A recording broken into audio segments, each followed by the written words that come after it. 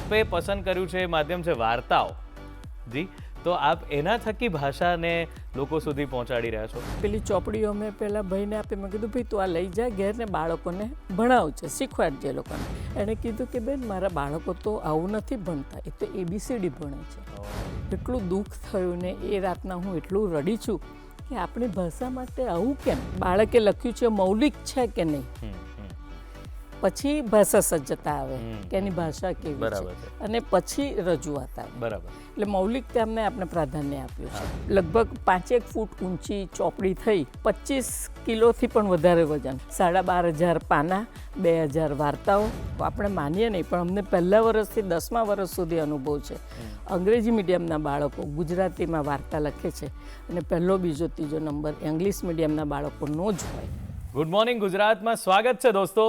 હું શૌનક વ્યાસ. અને મિત્રો, આપણે બધા આપણું જે કલ્ચર છે એમાં એક અભિન્ન અંગ આપણી સંસ્કૃતિનું કહો કે આપણા ઉછેરનું કહો, એ છે વાર્તાઓ.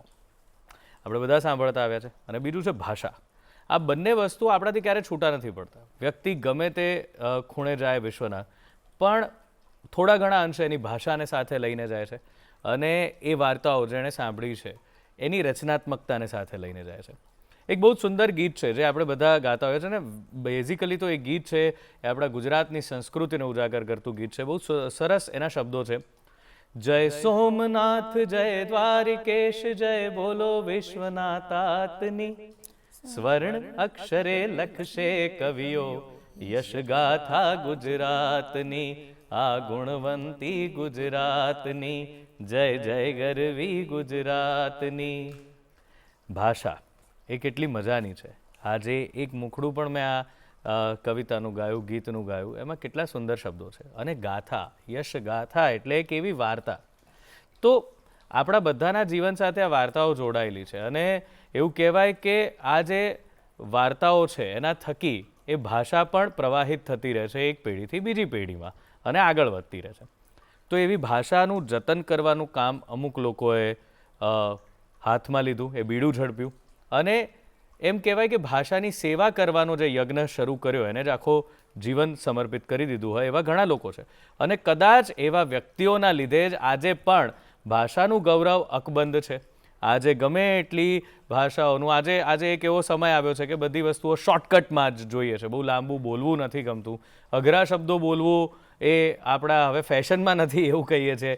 ટાળે છે લોકો, નાના નાના શબ્દોનો પ્રયોગ કરે છે. બહુ બધી ભાષાઓ એક સાથે એક વાક્યમાં આવી જતી હોય છે. આ બધું જ છે, પણ તેમ છતાં ભાષા એની રીતે આગળ વધી રહી છે. અને અમુક વાતો જો આપણે જાણીએ કે એવી વાર્તાઓનો આખો એક મેળો થતો હોય કે જેમાં વાર્તાઓની વાત થતી હોય, એ જ વાર્તાઓના આધારે વિશ્વ વિક્રમ રચાઈ શકતો હોય, આવી બધી જ વાત જ્યારે આપણે જાણીએ ત્યારે આપણને થાય છે કે ના, આપણને એવું લાગે છે પણ ભાષાનું રક્ષણ કરવાનું કામ અમુક લોકો જે કરી રહ્યા છે એના લીધે ભાષા એ ખરેખર પહોંચી રહી છે, એનું જતન થઈ રહ્યું છે. તો ચાલો આજે આપણે એવા જ એક ભાષાની સેવા કરનાર મહાનુભાવને મળીએ, જેમનું નામ છે દર્શાબેન કિકાણી. દર્શાબેન, સ્વાગત છે તમારું. નમસ્તે સોનલભાઈ. નમસ્તે દર્શાબેન. એક તો વાત એ છે કે આપણે બધા જેમ કે અત્યારે આપણે દૂરદર્શનથી લોકો સુધી પહોંચી રહ્યા છીએ, તો આ પણ એક માધ્યમ છે જેનાથી ભાષા લોકો સુધી પહોંચી રહી છે. અને આજનો જે સમય છે જેમાં બહુ જ બધું અલગ અલગ ભાષાઓમાં શિક્ષણ મળી રહ્યું છે, તેમ છતાં પણ આવા કાર્યક્રમો જે આપણે કરતા રહીએ છીએ એના લીધે ગુજરાતી ભાષાના અમુક સારા શબ્દો, અમુક વાતો એ લોકો સુધી પહોંચે છે. પણ આપે પસંદ કર્યું છે એ માધ્યમ છે વાર્તાઓ.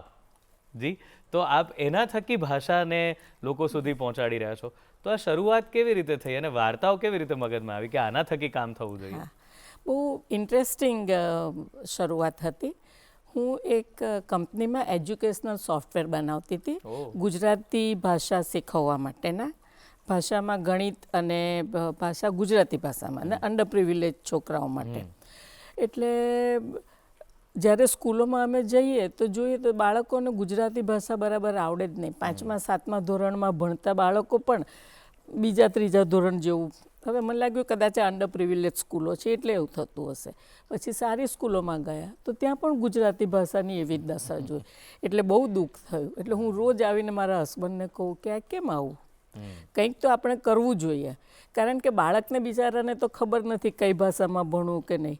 અને મા બાપો વડીલો બધા તો અત્યારે અંગ્રેજીનો જે ગાડરિયો પ્રવાહ છે એટલે અંગ્રેજી માધ્યમ પાસે.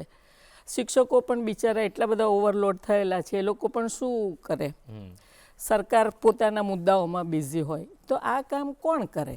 તો કોઈક નાગરિકે જ કરવું જોઈએ. હવે ગુજરાતી ભાષા છે એટલે કોઈ ગુજરાતી નાગરિકે. એમ રોજ રાતના હું મારા હસબન્ડ સાથે ચર્ચા કર્યા કરું. પછી હું જ્યારે રિટાયર થઈ તો મારા હસબન્ડે મને બહુ સરસ રીતે કીધું કે તું રિટાયર થઈ પણ હાથ પગ ચાલે છે, મગજ ચાલે છે, પૈસા થોડા રિટાયરમેન્ટ ફંડ આવ્યું છે, તો કે તું જ શરૂ કર. કમ્પ્લેન કરે છે એના કરતાં તું એ કામ શરૂ કરી દે. એટલે પછી અમે વિચારતા હતા કે શું કરીએ.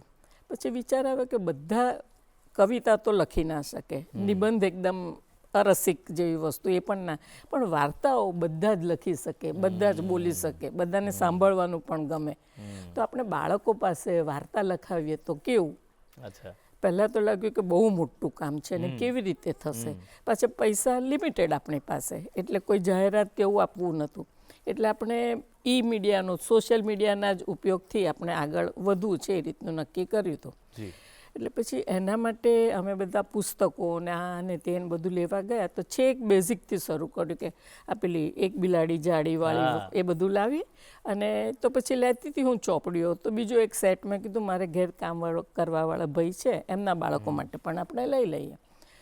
એટલે બધું અમે લઈ આવ્યા અને પેલી ચોપડીઓ અમે પેલા ભાઈને આપી. મેં કીધું ભાઈ તું આ લઈ જા ઘેર ને બાળકોને ભણાવજે, શીખવાડજે એ લોકોને. એને થોડીક વાર મારી સામે જોયું જે રીતે, અને પછી એણે જે મને જવાબ આપ્યો એનો એટલો જ જોરદાર મને આંચકો લાગ્યો. એણે કીધું કે બેન મારા બાળકો તો આવું નથી ભણતા, એ તો ABCD ભણે છે. કામ કરવાવાળા માણસ એના બાળકો અંગ્રેજી મીડિયમમાં ભણે. એટલું દુઃખ થયું ને એ રાતના હું એટલું રડી છું કે આપણી ભાષા માટે આવું કેમ? એટલે આપણે કંઈક તો હવે કરવું પડે. એટલે અમે તો બધી સ્કૂલોમાં, અને અમને અહીંના DEOએ બહુ જ સરસ સપોર્ટ કર્યો. વાર્તા મેળોનું મેં બ્રોશર એક બનાવ્યું 1 પેજનું, ને હું લઈને ગઈ DEOની ઓફિસમાં. એમણે એમની બધી સ્કૂલોમાં મોકલી દીધું કે આપણે વાર્તા હરીફાઈ આ રીતે કરવી છે ને એમને સપોર્ટ કરજો. એટલે પહેલાં જ વર્ષથી અમને બહુ જ સરસ સપોર્ટ મળ્યો. મારી પાસે હું જે કંપનીમાં કામ કરતી હતી એની ટીમ પણ સરસ હતી. પહેલે જ વખતે કંઈક 1500 જેવી વાર્તાઓ આવી. એટલે આટલી બધી વાર્તાઓ આવે અને પાછું આપણે વાંચવાની, સ્ક્રુટિનાઇઝ કરવાની, ઇનામો આપવાના. ઇનામો પણ અમે બહુ સરસ આપીએ છીએ, 11,000, 7,000, 5,000 અને 1,000 પાછા 5-7 ઇનામો. આટલા વિદ્યાર્થીને, આટલા શિક્ષકોને. ઘણીવાર તો ઘણા ગુજરાતી લેખકો હસતા હતા ખરા કે બેન અમને વાર્તા લખવાના આટલા પૈસા નથી મળતા જેટલા તમે બાળકોને આપો છો. પણ બહુ સરસ કામ પહેલા જ વર્ષથી ચાલ્યું. અને પછી તો મિત્રો ને બધાએ જોયું તો બધા અમને, એક મિત્ર કહે કે આ વર્ષે તો હું જ ખર્ચો કરીશ. બીજા વર્ષે બીજા મિત્રએ કીધું કે આ વર્ષે તો હું જ. પહેલાં 2-3 વર્ષ એમ ગયા. પછી રાજેશ મારા હસબન્ડે કીધું કે ના આપણે કામ કરીએ છીએ, આટલી મહેનત કોઈની પાસે આપણે એ નથી કરવું, પણ આપણે જ. એટલે ફિનાન્શિયલ બધું અમે લોકો જ કરીએ અને સરસ રીતે. ને પછી તો જેમ જેમ વાર્તાઓ આવતી ગઈ એમ સપોર્ટ એટલો સરસ મળતો ગયો. અને સોશિયલ મીડિયાને લીધે એટલા દૂર દૂરના ગામોમાંથી વાર્તાઓ આવે. ઘણીવાર તો આપણે ગામનું નામ પણ સાંભળ્યું ના હોય. અને એવી સ્કૂલોમાંથી, સરકારી સ્કૂલોમાંથી, કોર્પોરેશનની સ્કૂલોમાંથી બધી વાર્તાઓ આવે. શિક્ષકો એટલું સરસ લખે. ક્યારેક એટલી સરસ ના પણ હોય, ક્વોલિટી તો બધી નોર્મલ ડિસ્ટ્રીબ્યુશન પ્રમાણે જ હોય. એટલે એ રીતે અમને પહેલાં જ વર્ષથી બહુ સરસ સપોર્ટ મળ્યો અને કામ બહુ સરસ થતું ગયું. એટલે એનો બહુ આનંદ અમને. ક્યાં વાત. તો આ જે વાર્તાઓ બાળકો લખે અને તમારા સુધી પહોંચાડે, તો તમે ત્યાં પણ જાઓ કે આ બધા તમને કોઈ એક જગ્યાએ મોકલે? અને જાઓ તો કોઈ એક અનુભવ કોઈ આપને સરસ મજાનો થયો, બાળકોએ વાર્તા લખ્યો અને આમાં ફરજિયાત ગુજરાતીમાં જ વાર્તાઓ લખવાની? ગુજરાતીમાં. હા, તો એવો કોઈ અનુભવ જે આપને થયો હોય? આપણે શરૂઆતના 5-6 વર્ષ હાર્ડ કોપીમાં મગાવ કે લખેલી વાર્તાઓ ટપાલ કે કુરિયર દ્વારા આપણી પાસે આવે. અને 6થા વર્ષથી પછી આપણે ઓનલાઈન જ શરૂ કરી દીધું. એટલે બધા ફોટા પાડીને પણ આપણને મોકલી શકે ને પણ ઓનલાઈન અપલોડ કરી દે. અને શરૂઆતમાં જ્યારે વાર્તાઓ આવતી ત્યારે બાળકો વાર્તાઓ તો લખે જ સરસ રીતે, પણ એટલું સરસ ડેકોરેશન કર્યું હોય અને એવી ફાઇન વાર્તાઓ આવે. હજુ સુધી 10 વર્ષ થયા અમે બધી વાર્તાઓ સાચવી રાખી છે. અને વાર્તા વાંચતા પહેલાં એને જોઈને જ આપણને એટલો આનંદ થઈ જાય કે બાળકે જ્યારે આ વાર્તા લખી હશે ત્યારે એને પોતે કેટલું આનંદથી આ બધું એ કર્યું હશે.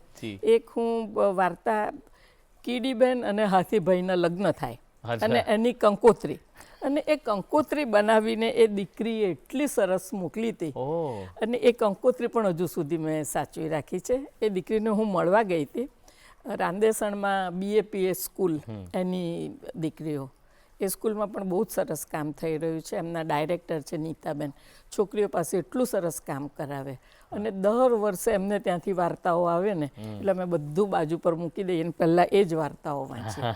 એટલે એવી અમુક સ્કૂલો છે કે જેમાં બહુ જ સરસ વાર્તાઓ થાય ને એ લોકો આ હવે વાર્તા મેળો ને એક ભાષાના પ્રોજેક્ટ તરીકે જ આપી દે વર્ષ શરૂ થાય ત્યારથી કે તમારે આ 1 જાન્યુઆરી સુધી એક વાર્તા દરેક બાળકે લખીને લઈ આવવાની. તપાસે એમના શિક્ષકો સુધારો વધારો કરાવડાવે અને સરસ રીતે તૈયાર કરીને અમને મોકલે. બરાબર છે. એટલે એ રીતે બહુ સરસ એ થાય. પછી 6ઠ્ઠા વર્ષે આપણે ઓનલાઈન શરૂ કર્યું એટલે હવે બધી વાર્તાઓ મારી પાસે મારા લેપટોપમાં સચવાયેલી છે, પણ જૂની બધી વાર્તાઓ અમે રાખી મૂકી છે અને બહુ સરસ રીતે. તો આ પુસ્તક મેળો જે આપ કરો છો અને વિદ્યાર્થીઓ એની સાથે જોડે, તો બિન સ્કૂલના એટલે કે સ્કૂલ સિવાયના પણ કોઈ આમાં વાર્તાઓ આપે કે પછી દરેક સ્કૂલમાંથી જ વાર્તાઓ આવે છે? આપણે જનરલી સ્કૂલમાંથી લઈએ છીએ એટલા માટે કે આમાં ફરી હું મારા હસબન્ડને જ યાદ કરીશ કે રાજેશે મને કીધું કે બાળકો પાસે વાર્તાઓ લખાવે ક્યાં તો વાલીઓ લખાવે અથવા શિક્ષકો લખાવે. વાલીઓ સુધી તો આપણે નથી પહોંચી શકતા પણ શિક્ષકો સુધી પહોંચી શકીએ. એટલે કે જો શિક્ષકો સારું લખશે તો જ વિદ્યાર્થીઓ સારું લખશે. આ એક અમારી હાઇપોથેસિસ ને એના આધારે અમે ચાલીએ. એટલે શિક્ષકોને આપણે મોટિવેટ કરવા હોય તો સ્કૂલોમાં જ જવું પડે. એટલે અમે આ સ્કૂલનો રસ્તો લીધો કે બહારના વિદ્યાર્થીઓને પણ સ્કૂલમાંથી જ. પણ ઘણીવાર લેક્ચરર્સ ગુજરાતીના અને તે મેનેજમેન્ટ સ્કૂલના લેક્ચરર્સ બેચારે અમને વાર્તા લખીને મોકલી. મેં કીધું ભાઈ સ્કૂલના જ એ લોકો માટે છે તો કે ના બેન અમારે પાર્ટિસિપેટ કરવું જ છે. એટલે અમે એમને પાર્ટિસિપેટ કરવા દીધા અને અમે એમને પ્રોત્સાહન ઇનામો પણ આપ્યા કે કોઈ આટલા પ્રેમથી ભાષા માટે આટલો પ્રયત્ન કરે છે તો લેટ ધેમ ટ્રાય. એટલે તો આ આપની પાસે જે વાર્તા આવે છે ત્યાં આપને શું લાગે છે કે જેમ કે પહેલાં બધા જ શુદ્ધ ગુજરાતીમાં વાર્તાલાપ કરતા જેથી કરીને એ પ્રકારનું કન્ટેન્ટ કે એ પ્રકારના વિષયો વાર્તાઓ આવતી. એક વાત તમે જે કરી એ બહુ આનંદની છે કે તમે મોટા લોકો પોતે વાર્તા કરે અલગ હોય છે પણ બાળક જે વાર્તા કરે છે બિલકુલ અલગ હોય છે. આપણે અત્યારે પણ જોઈએ છે કે ઘરમાં બાળક નાનું હોય ને તો ભલે એની વાર્તા એની રીતે બનાવ્યા કરે, ચાલ્યા કરે, આપણને એમ થાય કે આ પેલી એકદમ મઠારેલી સરસ મજાની વાર્તા નથી જમાયેલી, પણ એની વાર્તામાં એની એક મજા હોય કે એ ક્યાંથી ક્યાં વિષયાંતર થઈ જાય, ક્યાંથી ક્યાં વાત જાય તે. તો આજે બાળકો લખે છે એમના વિષયોમાં એક તો ભાષાની દ્રષ્ટિએ કહો કે એ લોકો કેવું કરે છે કે જેમાં આપણે હવે બોલચાલમાં સાહજિક રીતે અમુક શબ્દો અંગ્રેજીના વણી લીધા છે, શું વાર્તામાં લખાણમાં પણ એવું લખે કે પછી એ લોકો પ્રયત્ન કરે કે આનો શુદ્ધ ગુજરાતીમાં જ કે એવી રીતે શબ્દ મોકલવો? અને બીજું કે એમના વિષયો કેવા હોય, શું લખતા હોય છે આ લોકો? આપણે 3 એને માટે પેરામીટર્સ લીધા છે. સૌથી પહેલાં તો મૌલિકતાને આપણે સૌથી વધારે મહત્ત્વ આપીએ છીએ કે બાળકે લખ્યું છે મૌલિક છે કે નહીં. પછી ભાષા સજ્જતા આવે કે એની ભાષા કેવી છે અને પછી રજૂઆત આવે. બરાબર. એટલે મૌલિકતા અમને આપણે પ્રાધાન્ય આપ્યું છે. હવે મૌલિકતા જ્યારે આવે ત્યારે ભાષા ઘણે અંશે થોડી નબળી હોય પણ એ આપણે ચલાવી એટલા માટે લઈએ છીએ કે બાળકને જો આપણે વિચાર કરતો કરવો હશે ને પછી જો આપણે ભાષાને એકદમ જડતાથી વળગી રહીશું તો એ બિચારો વિચાર કરતો અટકી જશે. અત્યારે શું થાય છે, આટલું બધું ઇન્ફોર્મેશન એક્સપ્લોઝન આપણે જે કહીએ ને એમાં બાળકો વિચારતા બંધ થઈ ગયા છે. કંઈક સારું આવ્યું કોપી કરો, પેસ્ટ કરો, આપણે વાંચી લઈએ એટલે ડિલીટ કરો, વાર્તા ત્યાં પૂરી થઈ ગઈ. જ્યારે આ બધું થતું હોય ને ત્યારે બાળકના મનમાં પોતાની ભાષા કે આ તે પછી આવું ને આવું જ ચાલે તો અમુક વર્ષો પછી બાળક વિચારતું જ બંધ થઈ જાય. એટલે એક આખી પેઢી એવી થાય કે જે વિચારવિહીન હોય, ખાલી આ બોલિવૂડના ડાયલોગ્સ બોલીને પોતાની પ્રેમિકાને કે હા આઈ લવ યુ, પણ એવું નથી. તમારે જાતે જે વિચારવાનું છે તો તમારે જાતે જ વિચારવાનું. એ મૌલિકતા જ્યારે બાળકમાં કેળવાય ને ત્યારે ભાષાને આપણે થોડીક ઓછી આંકીએ ને તો ચાલે પણ એની મૌલિકતા વિકસવી જોઈએ. એટલે મૌલિકતાને અમે પ્રાધાન્ય આપીએ છીએ. પછી ભાષા સજ્જતા આવે, એમાં જોડણી, વ્યાકરણ એ બધું લઈએ અને પછી રજૂઆત આવે. બિલકુલ. હવે બાળકોના વિષય તો બહુ જ ઇન્ટરેસ્ટિંગ હોય, એટલા આપણે વિચાર્યા ના હોય ને એટલા સરસ ઇન્ટરેસ્ટિંગ. તમારું મને આ વિષય પર ડિટેલમાં વાત કરવી છે, પણ અત્યારે એક વિરામનો સમય છે. મિત્રો, એ બહુ સરસ વાત કરી રહ્યા છે ને આપણને પણ એ જાણવાની મજા આવશે કે આજનું બાળક વિચારે છે શું, લખે છે શું અને રજૂ કેવી રીતે થાય છે, અભિવ્યક્ત કેવી રીતે કરે છે. આ બધી મજાની વાતો આપણે જાણવાના છીએ. મળીએ વિરામને પેલે પાર. વિરામ બાદ હાર્દિક સ્વાગત છે મિત્રો. અને દર્શાબેન છે આપણી સાથે. બાળકોની વાત કરી રહ્યા છીએ અને એ કેવા વિષયોને લઈને આવે છે અને વિષયોને કેવી રીતે રજૂ કરે છે એની વાત હવે આગળ કરવાની છે. તો દર્શાબેન, પુસ્તક મેળામાં આટલા બધા વિષયો પર વાર્તાઓ આવી હશે, અમુક કોઈ જો તમે વિષય વિશે વાત કરો તો મજા પડે. પહેલી જ વાર્તા મેળો અને પહેલું જ ઇનામ. અચ્છા. એટલી સરસ વાર્તા હતી કે અને શ્રદ્ધા વિશ્વ સુંદરી બની ગઈ. એ વખતે પેલી આ કોમ્પિટિશન ને ચાલતું હશે અને બાળકો જોતા હશે અને કયા કયા પેરામીટર્સ ઉપરથી વિશ્વ સુંદરીની ચૂંટણી થાય છે એની વાર્તા હશે. અને બહુ જ સરસ વાર્તા, એટલી ફાઇન લખી હતી કે એને પહેલું ઇનામ. તો બીજી એક આવી ભગરી ભેંસ. અરે વાહ, એકદમ જ ઊંધું. પછી હવે પિઝાની કહાણી. પછી આ વખતે આવી છે ખીચડીની ખમીરી. શું બધા એમના કે હમણાં આ વખતે તો મોબાઈલની વાર્તા એ આમ એટલી સરસ. કાકાનો મોબાઈલ અને મોબાઈલ ખોવાઈ જાય તો શું થાય, મોબાઈલ ઉપર વોટ્સએપ કરતાં કરતાં કાકાને કેટલી તકલીફો પડે અને બહુ સરસ વાર્તાઓ આવી. હવે આને એક એ રીતે આજે મારી પૌત્રી 7 વર્ષની દુબઈ રહે છે, પણ હમણાં દુબઈની ધમાલને લીધે એ લોકો અહીંયા છે. કાલે અમે વાત કરી કે આમાં તો આવી રીતે ઇન્ટરવ્યૂ આપવા જવાના છે. આજે સવારે એટલી સરસ નાની ચોપડી જેવું જાતે જ આમ ચોપાનિયું બનાવીને લઈ આવી. ઉપર hot dog by Aadya Kikani and title page બનાવ્યું. પછી અંદર એને એટલી સરસ એક હોટડોગ છે, પહેલાં એક ખિસકોલી એને મળે છે, પછી એને પેંગ્વિન મળે છે. જ્યાં જ્યાં ફરવા ગઈ હશે ત્યાંના બધા પ્રાણીઓ અને એ હોટડોગને શું કરે છે. અને આખું 2 જ પાના 2 જ સાઈડ મળે, એમાં એને ચિત્રો પણ દોર્યા, આ બધું પણ લખ્યું. અને પાછલી સાઈડે એણે જોયું કે બુકમાં તો પાછલી સાઈડે પણ કંઈક લખેલું હોય છે, એટલે બેક પેજ ઉપર. એટલે એણે મોરલ ઓફ ધ સ્ટોરી કર્યું કે ડોન્ટ ફાઇટ વિથ એનીબડી, બધાએ સાથે મળીને રહેવાનું. બાળક કેટલી તરત બધું પિકઅપ કરી લે છે. 8 વર્ષનું બાળક, અને એણે એટલી સરસ રીતે વાર્તા બનાવી અને એની વર્ષગાંઠ ઉપર એને વાર્તાની ચોપડી બનાવી અને બધાને આપવી છે. વાહ, બોલો આ બાળકની. એટલે તો આ પુસ્તક મેળા ઉપરાંત આપે એક વિશ્વ વિક્રમ પણ સ્થાપ્યો કે એની વાત કહો, એ કેવી રીતે વિચાર આવ્યો અને એ ફળીભૂત કેવી રીતે થયો? વિચાર તો મને પહેલા જ વર્ષથી આપણું એક સારું પબ્લિકેશન છે જૈન ઓપસ કરીને, એના કરતા હરતા કહેવાય કિરણભાઈ કરીને. એમણે મને કીધું, બેન આટલું મોટું કામ છે, પહેલાં જ વર્ષે 1500 વાર્તાઓ આવી છે, તમે વર્લ્ડ રેકોર્ડ કરી શકો એ તમારી ક્ષમતા છે. પણ 3-4 વર્ષ પછી જરાક ધ્યાન બહાર ગયું ને આમાં બિઝી થઈ ગયા. કોરોનાના વર્ષ વખતે એવું થયું કે અમે હજુ વિચારમાં હતા કે વાર્તા મેળો કરવી કે નહીં. ત્યાં તો દિવાળીની પણ પહેલાંથી વાલીઓના, ટીચર્સના બધાના ફોન આવવા માંડ્યા કે બેન જલ્દી તમે તારીખો આપો, તો આ છોકરાઓને અમે કંઈક કામ આપીએ ને બિઝી રાખીએ. એ વખતે એટલી બધી વાર્તાઓ આવી આપણી પાસે અને વિશ્વ વિક્રમ કેવી રીતે કરવો એવું તો અમને ખ્યાલ નહોતો. હવે આપણે તો ગિનીઝ બુકવાળાને પૂછ્યું તો એ લોકો તો બધા કે અમારા અધિકારીઓ આવશે, એમને 5 સ્ટાર હોટલમાં રાખવાના ખર્ચા, તે બધું 20 લાખ રૂપિયા ખર્ચો થઈ જાય. હવે 20 લાખ રૂપિયા મને ખાલી એક વર્લ્ડ રેકોર્ડ માટે કરવાનું બહુ મન નહોતું. ત્યાં અમને ખબર પડી કે આપણા ઇન્ડિયા સિમિલર લેવલ ઉપર ઇન્ડિયાનો પણ એવો જ રેકોર્ડ છે, જીનિયસ ફાઉન્ડેશનવાળા કરે છે. એટલે એમનો કોન્ટેક્ટ કર્યો અને એ ભાઈએ એટલી સહર્ષ રીતે અમારે કે હું આવીશ તમારે ત્યાં, 4-5 વખત અમારી વિઝિટ થશે, એટલે જેમ જેમ અમારી પાસે વાર્તા આવતી જાય એમ અમે ગોઠવતા જઈએ, જોતા જાય, આટલી આવી છે, આટલે રેકોર્ડ કરતા જાય ને છેલ્લે ફાઇનલી હવે વાર્તા તો આટલી બધી થઈ ગઈ, આમ ઢગલો કરીને તો આટલી બધી, હવે એની ચોપડી કેવી રીતે કરવી. એટલે પાછા અમે બધા બાઇન્ડરને એને એમ શોધતો. બાઇન્ડર્સ પણ એટલા ક્રિએટિવ અમને મળી ગયા.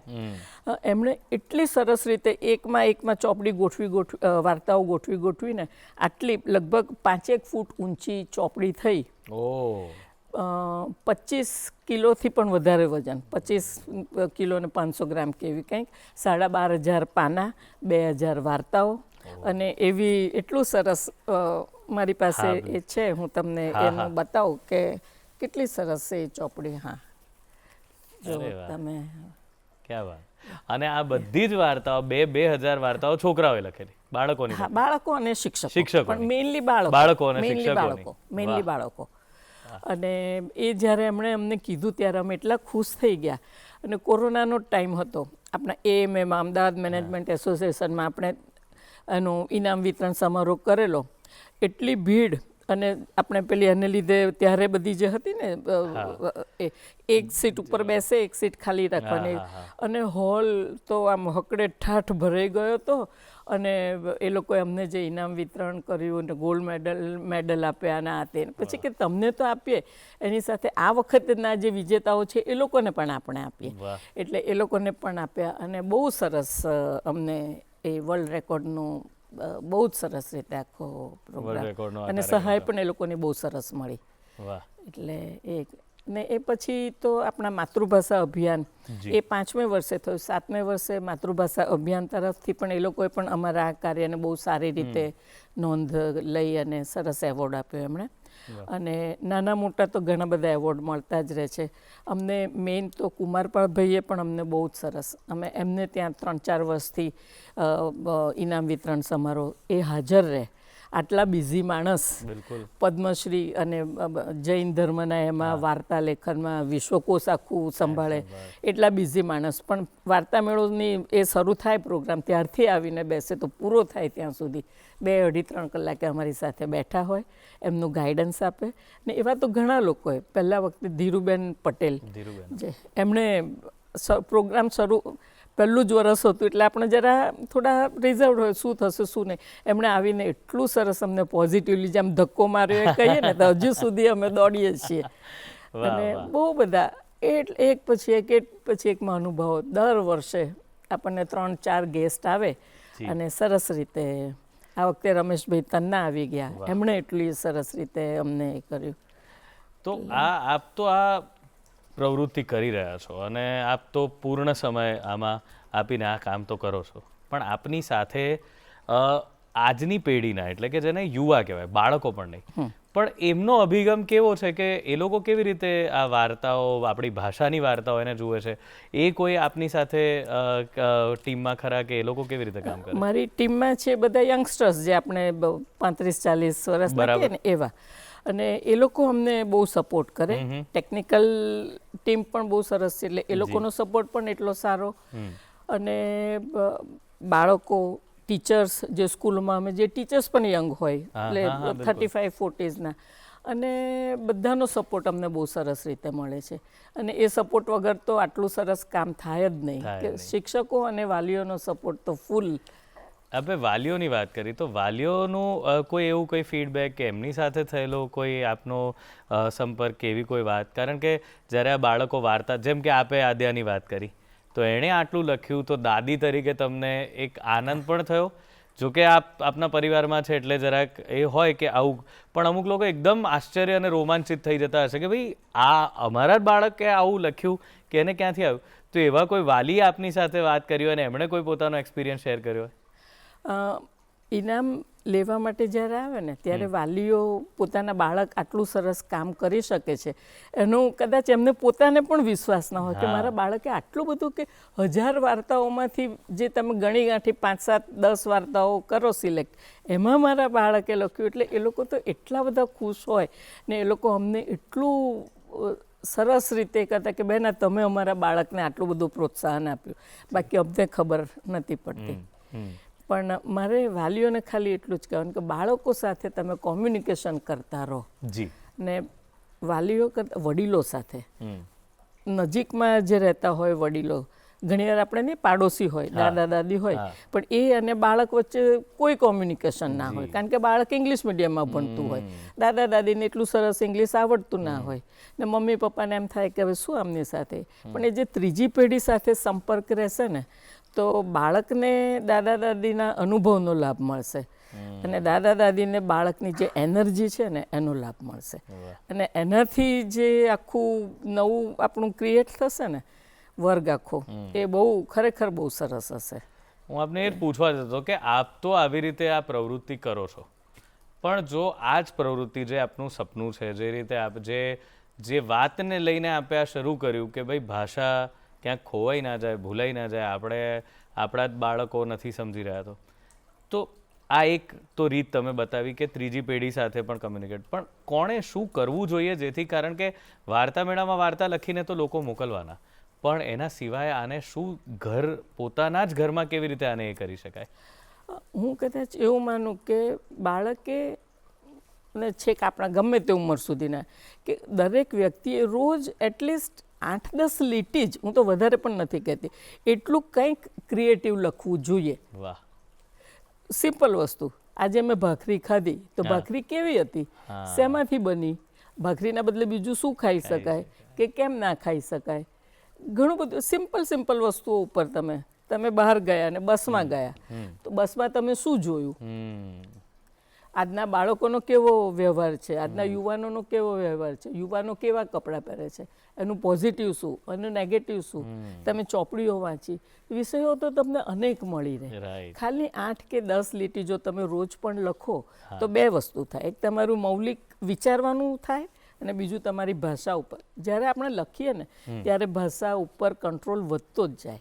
હા, એટલે કારણ કે તમે સભાનતાપૂર્વક લખો છો ને, જ્યારે તમે ખાલી વાતમાં બોલી જાઓ છો ત્યારે તમે એટલા જાગૃત નથી હોતા, પણ જ્યારે તમે લખીને ફરી વાંચો ત્યારે તમને પોતાને એમ થાય છે કે આ શબ્દ જરા મેં ખોટો ઇંગ્લિશનો, આની જગ્યાએ આનું ગુજરાતી આ જ વાક્ય કરું તો આખું વાક્ય સરસ થાય.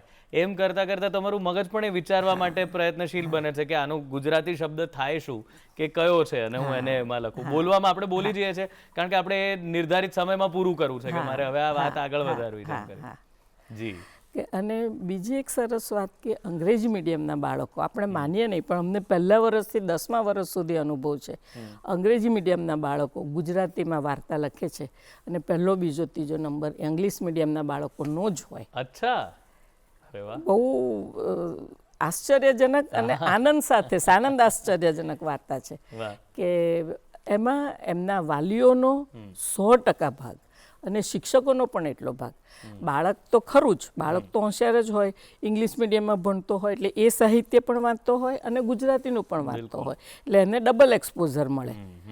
પણ વાલીઓ અને શિક્ષકોનો જે બંનેનો સાથ મળે ને એને લીધે બાળકો બહુ સરસ લખતા હોય.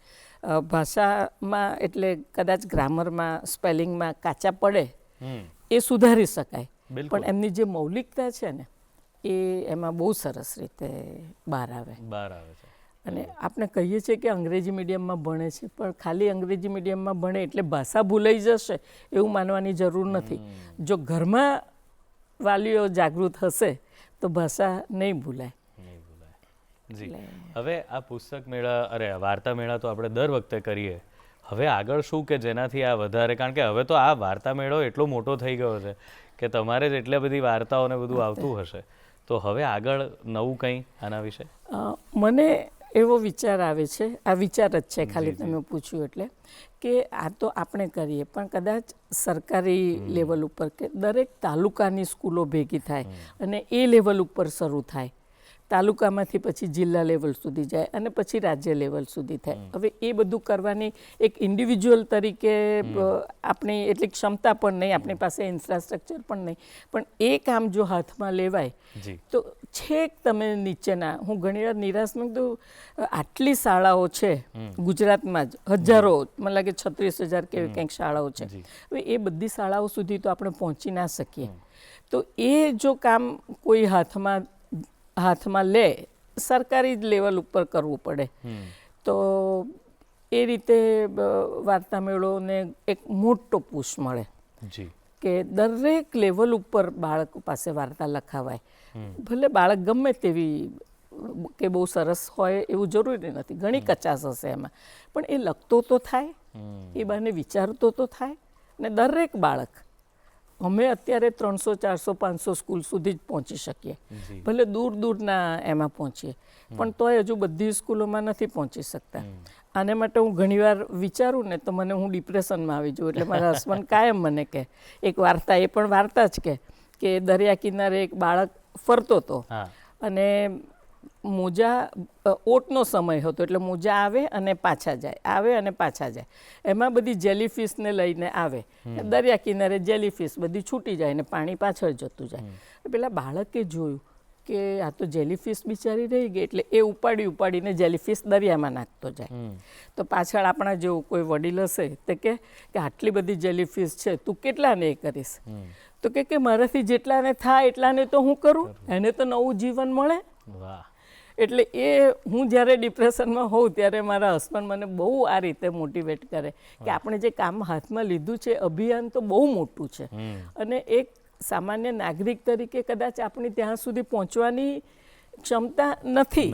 We have to accept that. પણ આપણે જે કરીએ છીએ, આજે 500 સ્કૂલોએ પણ ભાગ લીધો, પહેલાં ક્યાં ભાગ લીધેલો કોઈએ? તો આ 500 સ્કૂલના આટલા બાળકો એ તો આગળ વધ્યા એ રીતે.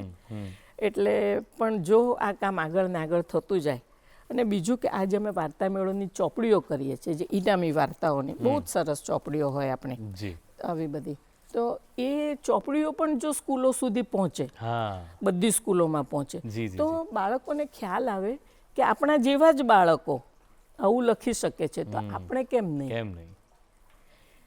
એટલે એક હતા વિચારો કે બે રીતે આગળ વધી શકાય. બાકી અમે તો અમારી રીતે કામ કરીએ જ છીએ. અને પેલો બાળક જેલીફિશ પાણો દરિયામાં નાખે છે રીતે અમે તો નાખતા જ રહીશું. પણ કંઈક મોટા લેવલ ઉપર થવું જોઈએ, થાય તો ગમે. જરૂર થશે. આપે જે આ ખરેખર ભાષાનો સેવા યજ્ઞ આરંભ્યો છે, એમાં આપ તો આપની રીતે બનતા પ્રયત્ન કરી રહ્યા છો, પણ બસ અમે બધા પણ જે આ જોઈ રહ્યા છીએ એ પણ એ સમજી જ રહ્યા છીએ કે દરેકની જવાબદારી છે. અને જો મને એવું લાગે છે કે બધા નાખશે તો આ ઊંટના સમય તો જતો રહેશે અને ત્યાં સુધીમાં બધી જેલીફિશ અંદર જતી રહેશે. જો બધા નાખશે તો. Thank you very much. આજે તમે સમય કાઢ્યો, અહીં આવ્યા અને બહુ જ સરસ મજાની વાતો, વાર્તાની વાતો અમારી સાથે કરી. Thank you. તો વાત એ છે કે આવી જ રીતે કોને ખબર કે આવતીકાલનો કોઈ મોટા લેખક, કોઈ મોટા કવિ, કોઈ મોટા ફિલ્મ નિર્દેશક એ આ જ વાર્તા મેળામાં પહેલી વાર્તા મોકલી અને પુરસ્કાર લઈ અને જીવનમાં એવું નક્કી કરીને બેઠા હોય કે હું વાર્તા સારી લખી શકું છું, તો જીવનમાં વાર્તા લખીશ. આ પ્રોત્સાહન બહુ અગત્યનું છે. તો આપણે પણ નક્કી કરીએ કે આપણે કમ્યુનિકેશન આપણી ભાષામાં વાદ સંવાદ આપણે કરીશું અને સરસ રીતે આપણા જ ઘરમાં આપણી ભાષાને જાળવણી મળી રહે, આપણે જાળવી શકીએ એવું વાતાવરણ તો ચોક્કસ ઊભું કરીશું. મિત્રો, તમારા પ્રતિભાવો પણ અમને ઈમેલ દ્વારા મોકલજો. અમે એને વાંચીએ છીએ અને પૂરતો પ્રયત્ન કરીએ છીએ કે એની પર કામ કરીએ. અમારું ઈમેલ આઈડી છે goodmorninggujatshow@gmail.com. તો ચાલો જતા જતા અઘોરી મ્યુઝિકની આ સુંદર મજાની પ્રસ્તુતિ માણીએ અને મળીએ આવતા એપિસોડમાં. કેવી આ વિરહની વેદના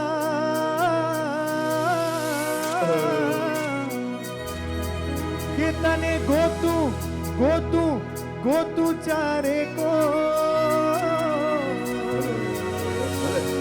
હે મેઘ વરસે તારી યાદમાં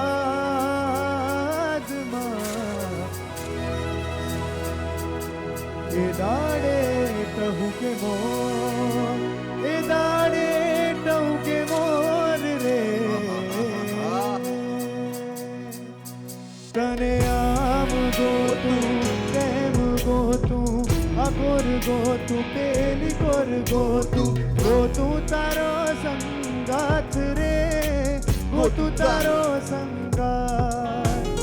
હું જાણું તું જાણે, જાણે જગતનો નાથ રે, જાણે છે ભોળો નાથ કે પછી સૂરજ ઉગે કે ના ઉગે, પછી ચાંદો ડૂબે કે ના ડૂબે, તમે જોડે રે જોરા, જોડે રે જોરા, જોડે રે જોરા, જોડે રે જોરા, જોડે રે જોરા.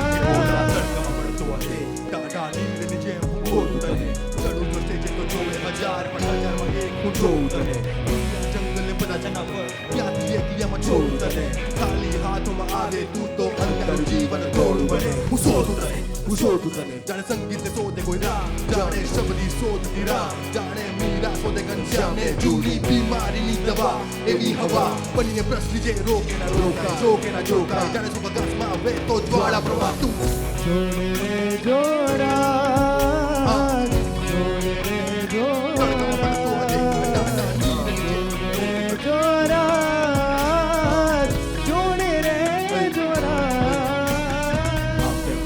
દિશા ભરું દેખાય નહીં તો ચિંતા કરું જે ચિંતા પરતું એ ચિંતા પરું તારી હારે જીવું તારી હારે કરું કોઈ કાંડું જાણી કદી છોડતી નહીં મારા શ્વાસમાં તું કેમ દૂર કરું તું ને હું એક બીજાના પૂરક જો સંગીત તો હું સૂર બનું તું મારું કાળજું હો તું હોય તો રહું હું જીવતો તું ડાળ હું વાળો પંખી દો તું વાળ હું એમાં બંધ થઈ ગયો તારા વિના દુનિયા પંક્તિઓ તારા વિના નથી કોઈ અસ્તિત્વ તારા વિના લાગે પાનકર જેવી જિંદગીને એમાં નથી મજા હવે હવે હું મારી જોડે રહો જોડે રે જોડા જોડે રે જોડા